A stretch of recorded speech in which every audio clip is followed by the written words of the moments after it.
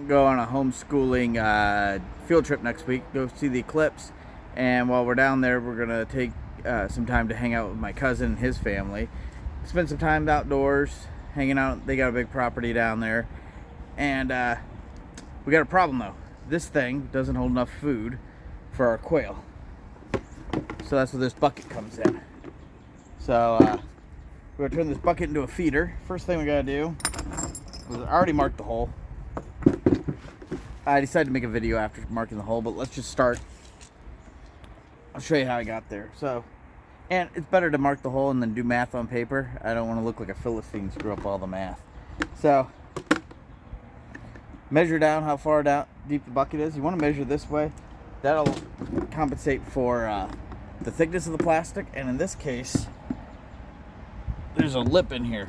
We want to make sure this is above that lip. So measure down, and then measure down from the top. Find the center this way,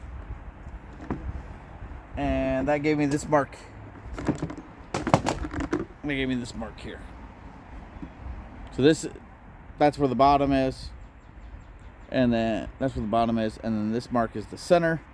So then measure the thickness of this lip here on this thing. We got it off of Amazon. It's 3D printed. I'll put a link in the description. Anyway, measure the thickness there, and then put another dot. Held this puppy on, drew a circle around it. That's our circle.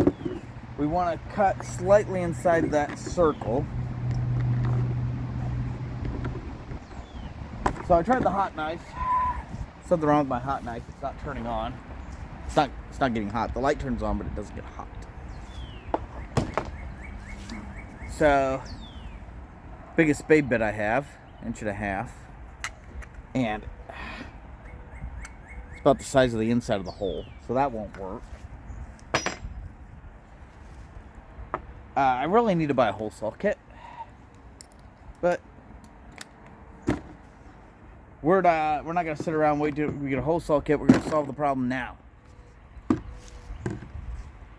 Talk about giant hunting. Like David and his buddies, they didn't sit around and wait for the problem to come. They went out and found the giants. David, when he showed up and saw the giant, he didn't say, oh, somebody should do something about that. He went out and found it, fixed the problem. So we're going to fix this problem right here, and then we'll buy a hole saw kit later. So we're just going to drill close to the edge. Let me see if I can move you a little bit better so you can see better. Yep, look at that high quality video work. This isn't Wrangler Star. So we're going to come close to the edge, but leave a little bit of room in case the drill bit walks. Maybe an impact driver's not the best choice, but it was handy.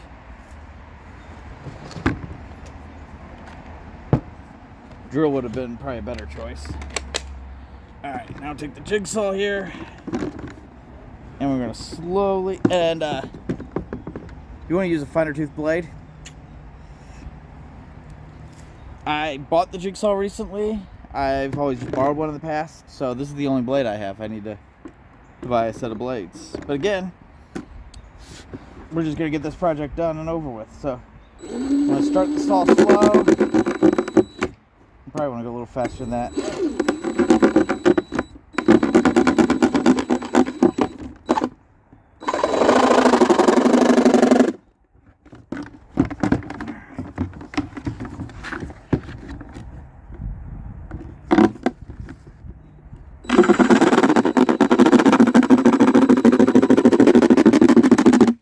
This is one ugly hole.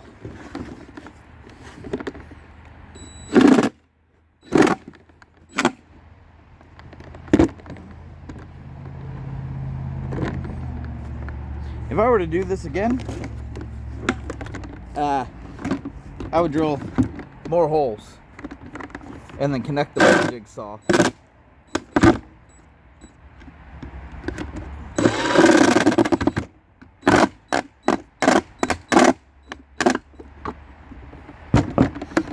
Alright, oh, and in case you're wondering, This is a great bucket. And it's, I don't see the label on it. Thought I had a label somewhere. Oh, there it is. Hyper Tough. This is a Walmart brand tool bucket.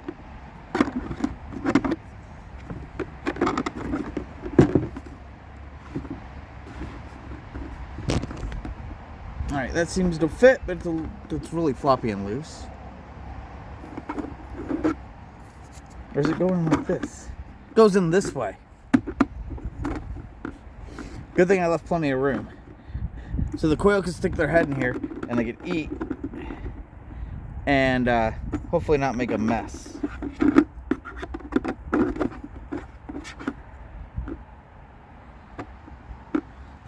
Let me get some caulk and then we'll put it in place. Caulk this in place. I noticed something. So the bird can get in here and eat, but I don't know how much feed is actually going to get underneath there. I think I need to cut some of this off. So the feed can, because I think when the bucket's full of feed, the top of this will block the feed. Let's get a scoop and try this. Alright, so I played around with it. I put a bunch of scoops in here. I didn't fill it all the way up, but put a few scoops of the feed in here. And then if I stick my finger in here and wiggle it around, like the birds do with their heads when they're feeding, it does fall back inside that hole. Now, in the future, we may have to do something about this. But it's the corners here and here, and probably some feed, and all the feed over here is not going to get into that part of the feeder. So I don't know if there's we might put slope. I don't know if it's worth messing with.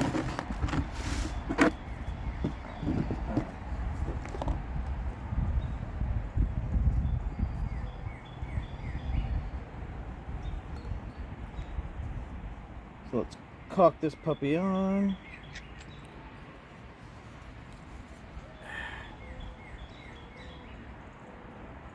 There we go.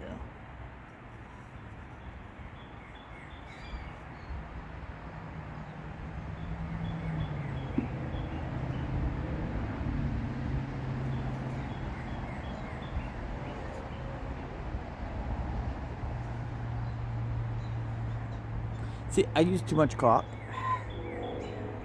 Glue and caulk, I always use more than I need.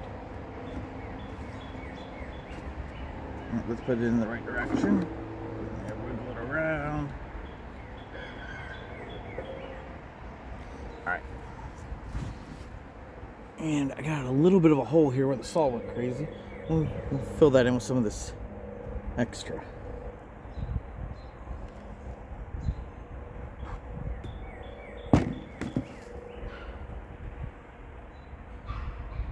Now, my one concern I have for this thing is, I'm just going to smear a bunch all the way around here. My one concern is that water might get into this thing. If it does, we'll build it like a little porch roof. But under the quail tractor we currently have, on the quail tractor we currently have, there's a tarp that goes over here. And on the new one, it's going to have a metal roof on the quail tractor over the bucket. So I think we'll be fine. And with the lid and this overhang over here, I don't think we got to worry about water. So let's fill this up and put it in the quail tractor and see if we can get the quail to eat. So it's in the tractor here. And ignore the caked on combination of quail poop and feed that got wet. They made I wish I didn't have to have a bottom. I'm going to throw some food in front of the door here. I can't leave the lid open for very long. They like to fly out. Squish the lid down and make sure it's sealed. And I'll come back tomorrow and check on it. I need to make a little hook to hold the bucket to the side so when I drag it, the bucket doesn't fall over. So you can see one of them moving around there. The other ones are hiding underneath the tarp, edge of the tarp here. Oh, they're eating the food that I spilled in front of it. Hopefully they'll figure it out. And I put the other bucket in there to make sure it fit. It's supposed to be a 5-gallon bucket. I'm not 100% sure these are 5-gallon buckets. Either way, this one's going to become a waterer. Tomorrow's Easter, so I'm not going to work on it tomorrow. But Tuesday, should definitely be able to work on it Tuesday. Monday, we have Boy Scout meeting, so probably won't have time Monday. And then we'll be all set for our field trip. And then this will eventually go into, excuse the mess, this wood here is the future greenhouse. It was a greenhouse.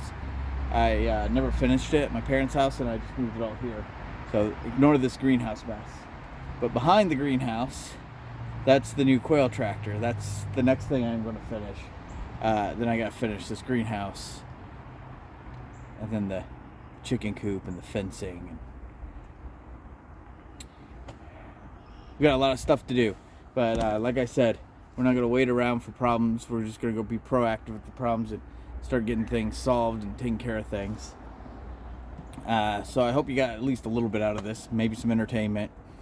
Gotta look at a goofy guy. Look at a goofy guy with a goofy hat, if nothing else. And then remember, we prepare today so we can prosper tomorrow.